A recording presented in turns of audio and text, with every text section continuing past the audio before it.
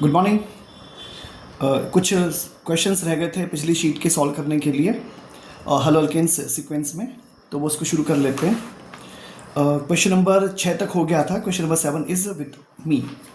Now see identify optical activities of the followings. ठीक है, optical activeness आपको देखना है। आप बहुत अच्छे से जानते हैं कि ऑप्टिकल एक्टिविटी जो होती है ना, वो डेक्स्ट्रो और लियो रोटेटरी कंसेप्ट को एक्सप्लेन करती है, एनैंशियोमर्स को एक्सप्लेन करती है। बहुत सिंपल भाषा में कहा जाए तो किरल कार्बन पर डिफाइन होती है ना। प्लेन पोलराइज लाइट को रोटेट करने की प्रॉपर्टी का नाम होता है ऑप्टिकल एक्टिविटी, जिसके लिए एसेंशियल रिक्वायरमेंट होती है किरल कार्बन की। समझते हैं किरल कार्बन कौन सा होता है? जिस कार्बन से एसोसिएटेड चारों जो वैलेंसीज होती हैं वो डिफरेंट टाइप के ग्रुप से जुड़ी हुई हो, डिफरेंट टाइप की स्पीशीज से जुड़ी हुई हो। मतलब जैसे कार्बन जो है ना, ये मान लो ए बी सी डी से जुड़ा हो, ए अलग है, बी अलग है, सी अलग है और डी अलग है। या इसको आप चलो सी लिखा है यहाँ पे कार्बन के लिए, तो इसको कुछ और बोल लो, इसको तुम बोल दो कुछ भी ई बोल लो। तो जब ये जुड़ा होता है इस तरह से, तब हम इसको बोलते हैं किरल कार्बन। इसको हम ऑप्टिकल एक्टिविटी को हम स्टार से शो करते हैं। बस एग्जैक्टली इस क्वेश्चन पर हमको डिस्कशन करना है। 2,3 di methyl 2,3 dibromo butane. Butane है पहला स्ट्रक्चर देखिए क्वेश्चन नंबर 7 का। ठीक है, ब्यूटेन यानी क्या? 1 कार्बन, 2 कार्बन, 3 कार्बन, 4 कार्बन।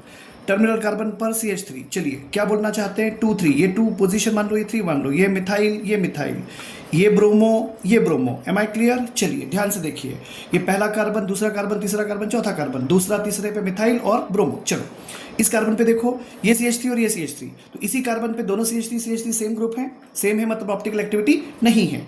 इस कार्बन पे देखो, इस कार्बन पे ये CH3 और ये CH3, यानी कुल मिला करके इस पे ऑप्टिकल एक्टिविटी नहीं है, मतलब ये ऑप्टिकली इनएक्टिव है। Am I clear? चलिए नेक्स्ट देखिए, पार्ट बी देखिए। It is 3,4 dibromo 3,4 dimethyl pentane. Nice. 1 2 3 4 5। ठीक है, टर्मिनल कार्बन है, CH3 कर दीजिए। क्या चाहते हैं हमसे? सपोज ये 1 है, सपोज ये 2 है, सपोज ये 3 है, सपोज ये 4 है, सपोज ये 5 है। 3 4, 3 पे कौन है? ब्रोमो है। 4 पे कौन है? ब्रोमो है। चलो आजा भाई, ब्रोमो आजा, तू भी ब्रोमो आजा। और यहाँ पे क्या है? CH3 है। और कौन सा है? CH3 है। Am I clear? ये कहानी हो गई। चेक करना शुरू करते हैं। इस कार्बन पे बात करना ही बेकार है, तीनों हाइड्रोजन है, तुम नहीं। इस कार्बन पे क्या स्टेटस है? देखो ये सी है, यहाँ पे CH2 आएगा। Am I clear? तो इस कार्बन पे भी CH2, वैलेंसी 4 होती है ना, तो CH2 आएगा, तो यहाँ पर भी कोई पॉसिबिलिटी नहीं है। आओ इस कार्बन पे बात करें। इस कार्बन पे क्या है? ये है CH3, ध्यान से देखो, ये है C, ये है Br और ये है CH2 CH3। समझने की कोशिश करो ना, ये क्या हो गया? ये CH2 CH3 है, यानी एक ग्रुप हो गया ये। ओके, यहाँ पे लगा हुआ है C, नाइस, यहाँ लगा है Br और यहाँ लगा है CH3। क्या ये चारों अलग अलग हैं? हाँ है, यानी ये कैसा कार्बन है? किरल कार्बन है। शाबाश। आइए इस पे बात करें। इसका क्या स्टेटस है? इस कार्बन पे एक CH3, एक Br और एक CH3, तो 2 CH3 आने से क्या हुआ? ये फेल हो गया, मतलब ये ऑप्टिकल एक्टिव नहीं है। ये ऑप्टिकली एक्टिव है, ये ऑप्टिकल एक्टिव नहीं है। Am I clear? पर अल्टीमेटली जो कंपाउंड होगा वो ऑप्टिकली एक्टिव कहलाएगा। क्लियर हुआ? Part C now of the same question. 2 bromo pentane 1 all.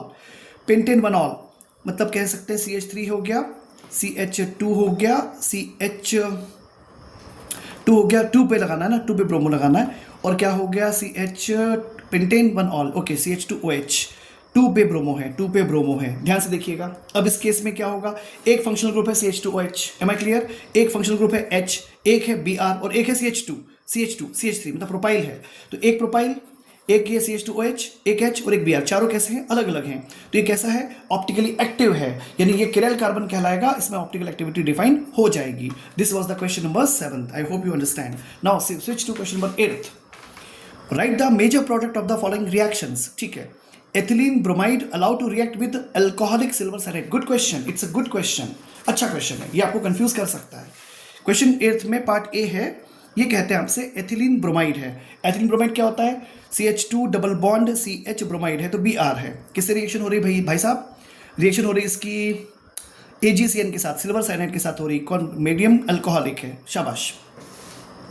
Obviously आप अगर थोड़ा विचार नहीं करेंगे तो शायद आप ऐसा कहेंगे कि इस Br को हटाओ, CN को ले आओ, तो तुम कह दोगे CH2 double bond CHCN would be the answer. Am I clear? आप ऐसा कह पाओगे, है ना? लेकिन ये गलत है। ओके, फिर आप थोड़ा सोचोगे अच्छा ऐसा, तो फिर अब आपको कुछ याद आ जाएगा ऐसा, कोवलेंट बॉन्ड बनता है, इलेक्ट्रोवलेंट बॉन्ड बनता है, वो आयनाइजेशन हुआ नहीं हुआ, कोवलेंट है, तो वो शायद फिर आप मुझे कहोगे कि पराग एक्चुअली क्या होगा? पता ये नहीं बनेगा, बनेगा CH2 डबल बॉन्ड CH और NC।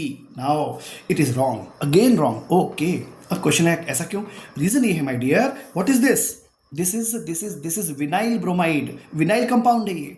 अरे भाई क्या चीज़ है ये? एथिलीन ब्रोमाइड जो है क्या है? ये विनाइल ब्रोमाइड, विनाइल कंपाउंड है। और विनाइल जो होते हैं वो बहुत ज़्यादा स्टेबल होते हैं, उनकी रिएक्टिविटी बहुत कमज़ोर होती है। तो AgCN से वो रिएक्शन करबे ना करेंगे, मतलब रिएक्शन करेंगे ही नहीं। मतलब ये हुआ कि इसके साथ हमको आंसर लिखना पड़ेगा no reaction. I hope you understand now, it was a good question. तो CH2 डबल बॉन्ड CHBr ये कैसा है? ये कैसा कंपाउंड? ऐसे बेंजाइलिक में भी क्या होता है, रिएक्शंस नहीं होंगे। ऐसे ये क्या है, एलाइलिक है, इसमें रिएक्शन नहीं होंगे। I hope you understand what the story is on. Now part B of the same question, ठीक है, part B of the same question देखते हैं इसमें क्या होगा। Part B of the same question देखते हैं, ये क्या चाह रहा है हमसे? Benzene allow to react with neopentyl bromide, ठीक है, in presence of anhydrous AlCl3। Benzene allow to react with neopentyl bromide. चलिए शुरू करते हैं। Benzene allow to react with, ये तो हो गया बेंजीन हो गया, ठीक है, और allow to react with neopentyl bromide in presence of anhydrous AlCl3। Neopentyl समझते हैं, C लिखो, CH3 लिखो, CH3 लिखो, CH3 लिखो, CH2 लिखो और लिखो Br, ठीक है। तो इससे इसकी रिएक्शन कराना है। Benzene is allowed to react with the neopentyl bromide in presence of anhydrous. अब देखो ध्यान से, ये जो रिएक्शन होती है, अब इसमें क्या हुआ, नियोपेंटाइल कंसेप्ट आ गया, ठीक है। और यहाँ क्या लिखा है, in presence of anhydrous AlCl3। Reaction कैसी होगी, जो कार्बोकेटाइन को फेवर करेगी। चलिए शुरू करते हैं। कंसेप्ट क्या होगा, CH3 है आपके पास, C है आपके पास, CH3 है आपके पास, CH3 है आपके पास, CH2 है आपके पास और Br है आपके पास। Am I clear? इस Br की छुट्टी कीजिए, छुट्टी हो गई, ये Br चला गया, क्या बनेगा आपके पास? बनेगा CH3 बनेगा, C बनेगा, ठीक है। यहाँ पे CH3 लिख दो भैया, यहाँ पे CH3 लिख दो भैया, यहाँ पे लिख दो CH2, यहाँ कर दो प्लस, ठीक है, यहाँ कर दो प्लस। अब आप ऐसी गलती नहीं करेंगे, आई एम श्योर कि आप सीधे बेंजीन को इसमें जाके जोड़ दोगे ना, ऐसा नहीं होगा। क्यों नहीं होगा इसमें ऐसा? रीजन ये है, यहाँ पर देखो ये जो दिख रहा है कार्बोकेटाइन, ये कैसा है, ये 1 डिग्री कार्बोकेटाइन है। क्या इसमें कुछ पॉसिबिलिटी है? या इसमें मिथाइल शिफ्टिंग हो जाएगी। मिथाइल की शिफ्टिंग हो गई साहब, तो मिथाइल की शिफ्टिंग होने से क्या होगा, CH3 हो जाएगा, C हो जाएगा, ऊपर CH3 है ही है, यहाँ पे प्लस आएगा, यहाँ पे आएगा CH2 CH3। I hope you understand now. This is 3 degree carbocation. ये क्या है, 3 डिग्री कार्बोकेटाइन बन गया। और 3 degree carbocation is much stable in comparison to 1 degree carbocation. Of course ये बनेगा, यानी रीअरेंजमेंट होगा इसमें, शफलिंग होगी इसमें। अब जाकर के आप इसमें क्या जोड़ सकते हो, benzene. I hope you understand what the logic is. I hope तुम्हें समझ में आया होगा कि इस क्वेश्चन का कॉन्सेप्ट क्या था। अच्छे से क्लियर है? यानी कुल मिलाकर के क्या होगा, CH3 हो गया, क्लियर है अच्छे से, ये C हो गया, CH3 हो गया, बेंजीन रिंग लगेगी। पर कैसे लगेगी रिंग, कार्बोकेटाइन के, ध्यान देना, इसमें रीअरेंजमेंट होगा, मिथाइल शिफ्टिंग होगी। ये बहुत इंपॉर्टेंट कॉन्सेप्ट होता है, ध्यान रखिएगा। जहां कहीं भी 3 डिग्री कार्बोकेटाइन की पॉसिबिलिटी है, बनाइए, शफलिंग कीजिए, रीअरेंजमेंट कीजिए, ठीक है। It was question number 8। Now switch to another question, question number 9। Question number 9 कहता है आपसे कि predict the product of the reaction PH, okay, PH है, C है, यहाँ पर भी PH है, यहाँ पर है CH है आपके पास, और यहाँ पर CH3 है, और रिएक्शन हो रही है HBr से। हमेशा दिमाग में रखना, HBr से रिएक्शन होती है तो H प्लस Br माइनस करता है। Br2 से रिएक्शन होती है तो Br2, और कहीं सनलाइट लिखा होगा तो Br डॉट आएगा, फ्री रेडिकल मैकेनिज्म है। ये मैकेनिज्म कैसी होगी, आयोनिक मैकेनिज्म होगी। अटैक कौन करेगा, प्रोटॉन। स्टार्ट कौन करेगा, प्रोटॉन। HBr से H प्लस जो है इस पर अटैक करेगा। कंसेप्ट क्या बनेगा, देखो PH है, ये C है, ये PH है, ये C है और ये H है और ये CH3 है। बहुत सरल शब्दों में समझो, इस पर अटैक करेगा कौन, H प्लस। जब इसका प्रोटोनेशन होगा, इस पर अटैक करेगा, तो मैं हमेशा ऐसा कहता हूं सिंपल लैंग्वेज में समझने के लिए, जैसे C और ये C है, तो एक को मिलेगा H, एक को मिलेगा प्लस, एक को मिलेगा प्लस, एक को मिलेगा H। Am I clear? H और प्लस दो चीजें हमारे पास हैं। अरे समझने की कोशिश करो, एक को H मिलता है, एक को प्लस, मतलब डेफिशिएंसी होती है पेयर ऑफ इलेक्ट्रॉन की। समझने की कोशिश करो ना। तो C डबल बॉन्ड C है, तो सिंपल भाषा में समझते हैं, एक को मिलेगा प्लस, एक को मिलेगा H। जैसे मान इसको मिलेगा प्लस, इसको मिलेगा H, इसको बांटना है, तो हमारे पास क्या डेरिवेटिव बनेगा, देखो ध्यान से ना, ये PH है, ये C है, इस पीछे कुछ नहीं बिगड़ेगा भैया, ये तो ऐसे ही रहेगा। अब इसे मिला प्लस, मिल गया, और ये हो गया सिंगल, ये हो गया C, और इसे मिला H, तो H लिख दो, यहाँ लिख दो H, यहाँ लिख दो CH3। क्या तुम्हें ऐसा नजर नहीं आ रहा कि ये PH है, ये PH है, C प्लस हो गया? और ध्यान देना, PH जिस पर होगा उसी पर प्लस आएगा, इस पर आप प्लस नहीं कर सकते क्योंकि इसमें CH3 है, इसमें रेजोनेंस इफेक्ट चलता है। ओके, तो समझने की कोशिश कीजिएगा प्लीज, रेजोनेंस इफेक्ट के कारण इसी कार्बन पे प्लस आएगा। आप ऐसा मत बोलिएगा कि इस पे प्लस आ जाएगा जिस पे CH3 है, ठीक है, प्लस उस पर आएगा जिस पे PH है। खैर, अब हम क्या करेंगे, इस पर अटैक करेंगे किसका, Br माइनस का। कहाँ अटैक करेगा, प्लस पे। क्या बनेगा, ये PH है, ये C है, ये PH है, और इसी पर आएगा क्या, ब्रोमीन। और ध्यान से देखो ना, ये क्या लिखा है, CH2, और आगे क्या लिखा है, CH3। This is your derivative. Am I clear? This is your derivative. I hope you understand. This is the question number 9। This is the question number 9, ठीक है। थोड़ा सा फास्ट जाना पड़ता है, so doesn't matter. I hope you understand nicely. Question number 10 now. Question number 10 क्या, question number 10 क्या है साहब, पढ़ते हैं। कहते हैं कि if 1 chloro 2 4 dinitrobenzene allow to react with Na2CO3 plus H2O, क्या होगा? चलिए शुरू करते हैं। पहली बात तो कंसेप्ट क्लियर रखिए, अगर किसी भी जगह पर आपको लिखा हुआ मिलता है Na2CO3 प्लस H2O, ये तुमको इशारा किया जा रहा है कि ये एक्वस Na2CO3 है, और Na2CO3 एक्वस से मतलब ये आयनाइज्ड है। क्या आप बोलना चाहते हैं? इसमें कौन कौन सी स्पीशी अवेलेबल होगी? ध्यान से देखना, Na2CO3 जब एक्वस होगा इसका मतलब तुम्हारे पास स्पीशी अवेलेबल है, दो सोडियम के आयन है तुम्हारे पास, और यहाँ पे H2 है, ध्यान रखना एक्वस है तो, और यहाँ पे तुम्हारे पास होगा HCO3 माइनस होगा, और होगा OH माइनस, और इन सब में डोमिनेंट कौन आता है? OH minus. I hope you understand the meaning of dominancy. तो OH माइनस ज्यादा रिएक्टिव होता है, यही पार्टिसिपेट करेगा। यहाँ पर HCO3 बाइकार्बोनेट आयन पार्टिसिपेट नहीं करेगा। कौन करेगा? OH minus. यानी Na2CO3 प्लस H2 कहीं लिखा हुआ है तो बेसिक की स्ट्रेंथ को शो करता है, OH माइनस इसमें रिएक्ट करेगा। तो इनफैक्ट देखा जाए तो रिएक्शन अगर बिना मैकेनिज्म के करोगे तो बड़ा सरल है, बिना मैकेनिज्म के वैसे भी सरल ही है। यहाँ Cl जोड़ दो, यहाँ पर NO2 है और यहाँ पर NO2 है। मैं आपको जल्दी से याद दिला दूँ कि अब आपके पास क्या बन गया? ये बन गया। अब आप इसके मैकेनिज्म जानते हो, क्योंकि यहाँ पे NO2 और NO2 कैसे होते हैं? इलेक्ट्रॉन विड्रॉइंग ग्रुप होते हैं, और इस NO2 के प्रेजेंस के कारण इसकी रिएक्टिविटी बढ़ जाती है। NO2 के प्रेजेंस के कारण इसकी रिएक्टिविटी बढ़ जाती है, इलेक्ट्रॉन विड्रॉइंग ग्रुप है। इसी का भाई है साइनाइड, उसके प्रेजेंस में भी इलेक्ट्रॉन की रिएक्टिविटी बढ़ जाती है।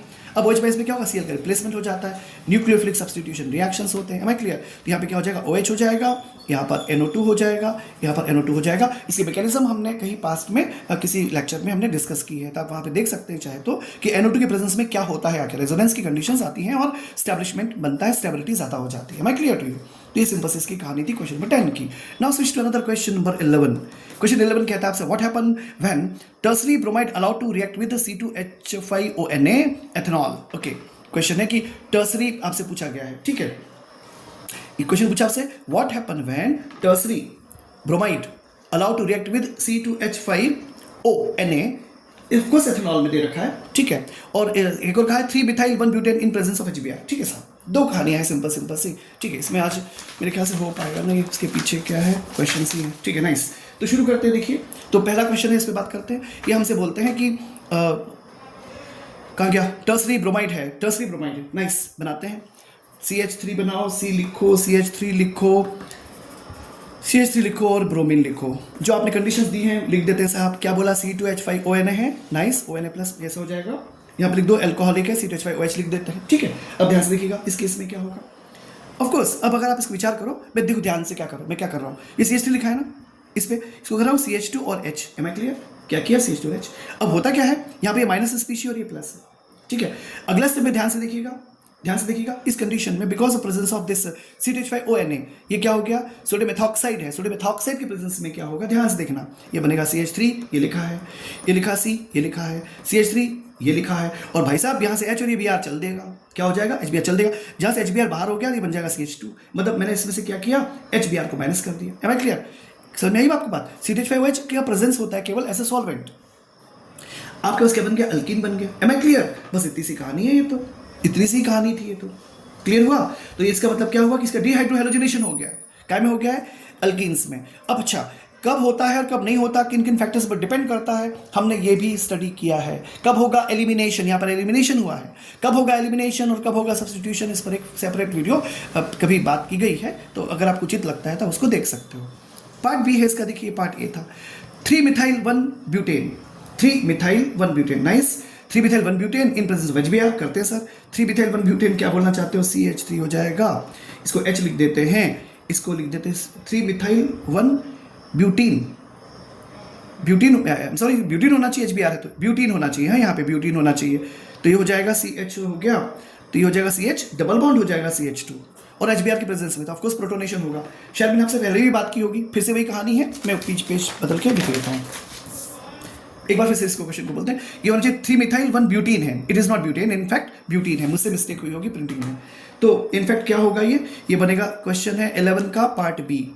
CH3 है, 3 मिथाइल करना है ना, C लिखते हैं, यहाँ पे CH3 आ जाएगा, यहाँ पे H आ जाएगा, यहाँ पर CH आएगा, डबल बॉन्ड CH2 करो, 1 2 3, 3 मिथाइल है 1 ब्यूटीन, ठीक है, नाइस। 3 मिथाइल 1 ब्यूटीन हो गया इन प्रेजेंस ऑफ HBr। इस पर HBr है तो आपको पता है ना, H plus Br minus, protonation से गेम स्टार्ट होगा। थोड़ी देर पहले मैंने आपसे बात की थी, शायद पहले भी कभी कहा होगा, कार्बन के इधर उधर आपको जोड़ना है, किसी को मिलेगा H, किसी को मिलेगा प्लस। अब ऑब्वियसली जब आप ये सब करोगे तब आपको ये ध्यान रखना पड़ता है कि चलो मैं करके बताता हूँ। तो क्या रिलेशन क्या बनती है? CH3 हो गया, C हो गया, CH3 हो गया, और ये तो H ही है। अब क्या हुआ, ये CH हो गया, और इसे मैंने कहा प्लस, और इसको कह दिया, इसको दे दिया H, इसको दे दिया H, इसको दे दिया प्लस, तो ऐसे बन गया। Am I clear? अब ध्यान से देखिएगा, क्या इसमें शिफ्टिंग पॉसिबल है? या पॉसिबल है। H की शिफ्टिंग, इस बार हाइड्राइड शिफ्टिंग कहलाती है ये। अब H की शिफ्टिंग, पिछले बार मिथाइल शिफ्टिंग थी, इस बार H की शिफ्टिंग है, तो क्या हुआ, ये चला गया। क्या बनेगा भैया, ध्यान से देखो, CH3 प्लस, और यहाँ आएगा CH2 CH3, ये 1-2 हाइड्राइड शिफ्टिंग है, ठीक है, ये है 1-2 हाइड्राइड शिफ्टिंग। इसके पहले थी, चलिए मिथाइल शिफ्टिंग थी, तो कुल मिला के ये बन गया प्लस। बस आपको समझ में आ गया होगा। What to do now, nothing, add कीजिए इसमें Br को। Br कहाँ जुड़ेगा भैया, जहाँ पर प्लस होगा, तो ऑफकोर्स आप क्या कहोगे, प्रोडक्ट होगा CH3C, यहाँ पे CH3 कर लीजिए, यहाँ पे Br कर दीजिए, यहाँ CH2 और यहाँ पे CH3। ये दोनों क्वेश्चन ठीक ठाक थे, एक में मिथाइल शिफ्टिंग थी और दूसरे में हाइड्राइड शिफ्टिंग थी। I hope you understand nicely, ठीक है। चलिए switch to another question, it is question number 12, ठीक है। It's question number 12। Question number 12 में कहा कुछ ऐसे झाड़ झंकार बनाए गए हैं इसमें। क्वेश्चन नंबर 12 में ये शायद इसको अच्छे पढ़े लिखे लोग इसको बॉन्ड लाइन डायग्राम ऐसा बोलते हैं, हमारे लिए तो सब बराबर ही है, क्या है, सब ठीक ही है। तो इस पूछते हैं आपसे कि which one of the do you know the following reaction undergo better SN1 substitution reaction, ठीक है, फास्टर, कौन अच्छा करेगा, अच्छा कंपेयर करना है, ये या ये, ऐसा। SN1 रिएक्शन आपको याद है 2 स्टेप में होती है, कार्बोकेटाइन क्रिएट होते हैं। कार्बोकेटाइन का पता ही है 3 2 1, 3 डिग्री फिर 2 डिग्री फिर 1 डिग्री। चलो मिलते हैं इससे, ये पहला वाला ऑप्शन था, इसे याद रखो, कहाँ ऐसे ही रख लो। चलो ये पहला वाला देखो ना, इसमें क्या होगा, अरे ये तो इसको कैसे करें, मोड़ो। चलिए, तो ये क्या कहते हैं हमसे, हाँ अब ठीक है। तो ये हो गया हमारे पास स्ट्रक्चर इसका कुछ इस तरह का, ऐसा ऐसा ऐसा, और यहाँ पे Cl लगा है, या इन्होंने बोला हमसे या तो ये बताओ, या ऐसा ऐसा ऐसा ऐसा, और ये Cl है। कॉमन सी बात है सर, इस Cl को यहाँ से चलता करो, इस Cl को चलता करोगे ऑब्वियसली, तो क्या बनेगा भाई, आपको पता अच्छी तरह से, इस Cl को चलता करोगे तो क्या होगा नेचुरली। अब यहाँ पे 3 तो ऐसे हो गया, यहाँ पे क्या आ गया, प्लस आ गया। Am I clear? ये पहली कहानी है। अब ये प्लस चीज है, और यहाँ पर जब ये Cl करते चला करो, यहाँ पे प्लस आएगा। अब बताओ मुझे, ये जो दिख रहा है इसमें एक C यहाँ जुड़ा हुआ है और एक C यहाँ जुड़ा हुआ है, ये 2 डिग्री है। इसको देखो, एक इधर है, एक इधर है, एक इधर है, 3 जुड़े हुए हैं, तो कौन सा होगा, 3 डिग्री कार्बोकेटाइन ज़्यादा क्या होता है, स्टेबल होता है। तो 3 डिग्री कार्बोकेटाइन ज़्यादा स्टेबल होता है, तो ध्यान देना कि फास्ट रिएक्शन कौन करेगा, जो 2 डिग्री वाला होगा। Am I clear? तो फास्ट कौन रिएक्शन करेगा, जो 2 डिग्री वाला होगा। Am I clear? तो ध्यान देना कि 3 degree carbocation is much stable, तो इसकी स्टेबिलिटी ज़्यादा होगी। जब ज़्यादा स्टेबल होता है तो इसका मतलब क्या होगा, जो जिसकी स्टेबिलिटी कम होगी वो फास्ट रिएक्शन करेगा। Am I clear? ये 3 डिग्री है और ये 2 डिग्री है, ठीक है। चलिए आगे बढ़ते हैं और क्वेश्चन पे जाते हैं। अब क्वेश्चन आपके पास क्या अवेलेबल, फिर से एक बार ऐसे, ये और यहाँ पे Cl लगा रखा है, फिर ये यहाँ Cl लगा रखा है, हटाओ तो इसको प्लस कर दो, हटाओ इसको यहाँ पे प्लस कर दो, फिर से आपको पता ही है। अब इसमें देखो 1 और ये 2, तो ये क्या है, 2 डिग्री है, ये क्या है, 1 डिग्री है, तो 2 degree much stable than 1 degree, तो स्टेबिलिटी का order 2 degree is more than 1 degree, तो रिएक्टिविटी का ऑर्डर उल्टा हो जाएगा। Am I clear? ये सिंपल सी कहानी थी। I hope you understand this question too. Now question number 13, question number 13, time ज़्यादा नहीं होना चाहिए ना, इसलिए which compound in the following couples will react faster in SN2। अब फिर वही बात, अब पिछले SN1 बोल दिया, अब SN2। अब SN2 में क्या होता है पता है, SN2 सिंगल स्टेप प्रोसेस होती है, जिसमें कितने बार तो हो चुका है ना, इंटरमीडिएट्स नहीं बनते हैं, यानी क्या बनता है, ट्रांजिशन स्टेट आती है, पता है 1 2 3 वाला कंसेप्ट चलता है, 1 ब्रोमोपेंटेन या 2 ब्रोमोपेंटेन। ओ भैया पेंटेन तो 3HCH3 CH2 CH2 CH2 1 2 3 4 हो गया, फिर CH2 और कौन, ब्रोमो, तो ये ब्रोमो हो गया, ये 2 ब्रोमो, तो एक CH3 फिर ये CH2 फिर ये CH2 फिर CH के साथ में Br, फिर यहाँ पे CH3 1 2 3 4 5, ठीक है। अब ये सोचो ध्यान से, Br को चलता करोगे तो यहाँ पे प्लस आएगा, Br को चलता करो तो यहाँ पे प्लस आएगा। अब देखो ये कौन से डिग्री का है, 1 डिग्री का है, ये देखो ध्यान से 2 डिग्री का है, कौन सा हम चाहते हो, SN2 में क्या होता है, 1 डिग्री को ज़्यादा तवज्जो मिलती है, SN2 में 1 डिग्री हो जाता है, मिलती है। Am I clear? तो of course this is the answer. Am I clear to you? Now see another question. ये पार्ट C क्यों लिखा है, जब B नहीं आया तो कोई बात नहीं, तो क्वेश्चन नंबर पार्ट इसमें C लिखा हुआ है, कोई बात नहीं। तो 1 ब्रोमो 2 मिथाइल ब्यूटेन या 2 bromo 2 methyl butane, 1 bromo 2 methyl butane. तो फिर से एक बार CH3 और CH2 फिर CH फिर CH3 कर दो, यहाँ पे 1 ब्रोमो कह रही है बोला है तो CH2 Br लिखो ना, Cl क्यों लिख रहे हो, ये Br लिख दिया, ठीक है। अब ये हो गया 1 ब्रोमो 2 मिथाइल ब्यूटेन, वापस वही करना, इसको हटाओ और यहाँ पे लगाओ प्लस। सिंपली इतने सी कहानी है कि अगर SN2 मैकेनिज्म है तो आप ध्यान रखिएगा, SN1 मैकेनिज्म है तो ध्यान रखिए कि ऑर्डर ऑफ स्टेबिलिटी क्या है, तो आपको रिएक्टिविटी का ऑर्डर पता चल जाता है। Am I clear? चलिए ये कहानी मुकम्मल है। एक और क्वेश्चन देखते हैं, इसमें एक अच्छा क्वेश्चन आएगा लास्ट में, तो पेज खत्म हो गया ना है। चलिए क्वेश्चन नंबर 14 देखते हैं। Now see question number 14, perform the reaction C6H5 CH2 CHCl, okay, C6H5 लिख देते हैं हमें पूरा, ये कहा गया है C6H5, फिर CH2, फिर CHCl, फिर C6H5, नाइस। और ये रिएक्शन कर रही है अल्कोहलिक केवेज के साथ में, तो पूछा और हीट किया गया, पूछा गया इसको हीट किया गया तो क्या होगा, ठीक है साहब, करते हैं इसमें अल्कोहलिक में। इसको कॉन्सेप्ट चाहिए इनको, और मैकेनिज्म भी चाहिए तो वो भी कर सकते हो, जल्दी से देखते हैं जल्दी से कि क्या होगा। मैं पूरा लिखता हूँ इसको C6H5, तोड़ फोड़ के लिखना शुरू करता हूँ। ये CH2 है, ये CH2 लिख दिया, ये C है, ये Cl लिख दिया, और ये नीचे H लिख दिया, चलेगा, और यहाँ पे लिख दिया C6H5। Am I clear? चलिए, आपने वैसे बताया अल्कोहलिक KOH है, ऑफकोर्स HCl बाहर जाएगा, पहली बात समझने की कोशिश करो, HCl बाहर जाएगा। ये मैकेनिज्म कहती है, शिफ्टिंग बताऊँ कैसे होगी, देखो इसकी शिफ्टिंग होगी ऐसी, इसकी शिफ्टिंग होगी ऐसी, अरे नेगेटिविटी का चक्कर होता है ना, तो नेगेटिविटी ज़्यादा है ना इसकी, तो Cl यहाँ से चल दिया, एम आई क्लियर? तब दोनों कार्बन, अड़ोसी पड़ोसी कार्बन से एक से Cl निकला तो दूसरे से H जाएगा, तो यहाँ से ये H गायब, यहाँ से Cl गायब, तो अल्टीमेटली HCl रिमूव हो गया, HCl रिमूव हो गया तो क्या बनेगा बताओ, C6H5 ये लिख दिया, फिर ये लिखा तुमने CH, फिर कर दिया डबल बॉन्ड, फिर तुमने कर दिया CH, फिर कर दिया CH6H5, हमें क्लियर? ये सिंपल सी कहानी है। आमतौर पे हम ऐसा फिर सोचते हैं क्या बनेगा ये फॉर्मेशन, लेकिन इसमें एक बहुत इंपॉर्टेंट कॉन्सेप्ट है। इसमें इंपॉर्टेंट कॉन्सेप्ट ये है कि हम शायद इस पर नोटिस नहीं कर रहे हैं। यहाँ पर क्या देखने को मिलता है, लेट मी डू इट, ध्यान से देखना मैं क्या लिख रहा हूँ, इसी को लिखना हो दोबारा, प्रोडक्ट यही बनेगा लेकिन कुछ अलग तरीके से लिखना है। मैंने लिखा यहाँ पे C, यहाँ लिखा H, लिखा डबल बॉन्ड, यहाँ लिखा C, यहाँ लिखा H, यहाँ लिखा C6H5, कुछ याद आया होगा? अरे देखो ना, ये क्या है, ये ट्रांस है, ये क्या चीज़ है, ट्रांस है, इट इज ट्रांस प्रोडक्ट। क्या है ये, trans two diphenyl of course ethane, trans two diphenyl ethane, trans है ये।